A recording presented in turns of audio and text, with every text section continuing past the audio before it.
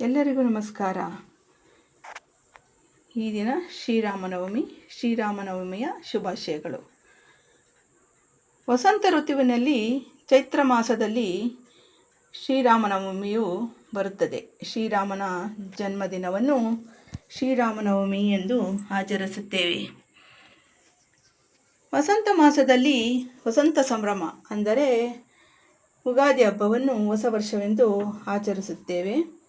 ಈ ಯುಗಾದಿ ಹಬ್ಬದ ದಿನ ದೇವರಿಗೆ ಪೂಜೆಯನ್ನು ಮಾಡಿ ತಳಿರು ತೋರಣಗಳನ್ನು ಕಟ್ಟಿ ಸಿಹಿ ಅಡಿಗೆಯನ್ನು ಮಾಡಿ ಊಟವನ್ನು ಮಾಡುತ್ತೇವೆ.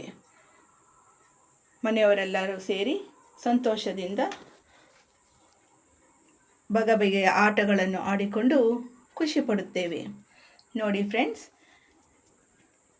ಯುಗಾದಿ ಹಬ್ಬ ಆದ 3ನೇ ದಿನ ತದಿಗೆ ಅಂದರೆ ನಾವು ತದಿಗೆ ಗೌರಮ್ಮನನ್ನು ಪೂಜಿಸುತ್ತೇವೆ. ಕಳಶವಿಟ್ಟು ವಿಳ್ಯದೆಲೆ ಕಳಶವನ್ನು ಇಟ್ಟು ತದಿಗೆ ಗೌರಿಯನ್ನು ಪೂಜಿಸುತ್ತೇವೆ. ಹೀಗೆ 3 ತದಿಗೆಯನ್ನು ಆಚರಿಸಬೇಕು. ನಂತರ ಬರುವುದೇ ರಾಮನವಮಿ.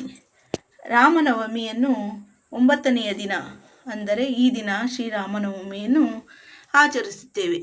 ಶ್ರೀರಾಮನನ್ನು ನೆನೆದು ಹೆಸರುಬೇಳೆ, ಕೋಸಂಬರಿ, ಪಾನಕ, ನೀರು ಮಜ್ಜಿಗೆ ಮುಂತಾದವುಗಳನ್ನು ಮಾಡಿ ಎಲ್ಲರ ಬ್ರಾಹ್ಮಣ ಮುತ್ತೈದೆಯರನ್ನು ಕರೆದು ಎಲ್ಲರಿಗೂ ಪಾನಕ ಕೋಸಂಬರಿಯನ್ನು ಕೊಟ್ಟು ಶ್ರೀರಾಮನನ್ನು ನೆನೆದು ಭಕ್ತಿಯಿಂದ ಪೂಜಿಸುತ್ತೇವೆ. ಈ ದಿನ ನಮ್ಮ ಮನೆಯಲ್ಲಿ ಶ್ರೀರಾಮನವಮಿಯನ್ನು ವಿಜೃಂಭಣೆಯಿಂದ ರಾಮನ ಪೂಜೆಯನ್ನು ಮಾಡಿದ್ದೇವೆ.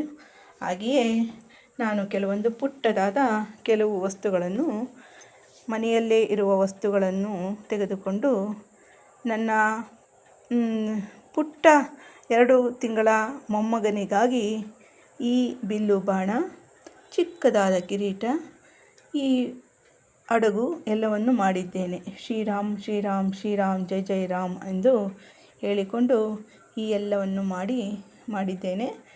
ಮೊಮ್ಮಗನಿಗೆ ರಾಮನ ವೇಷವನ್ನು ಹಾಕಿ ಈ ಬಿಲ್ಲು ಬಾಣವನ್ನು ಕೊಟ್ಟು ಸಂಭ್ರಮಿಸಬೇಕೆಂಬುದೇ ನನ್ನ ಖುಷಿ.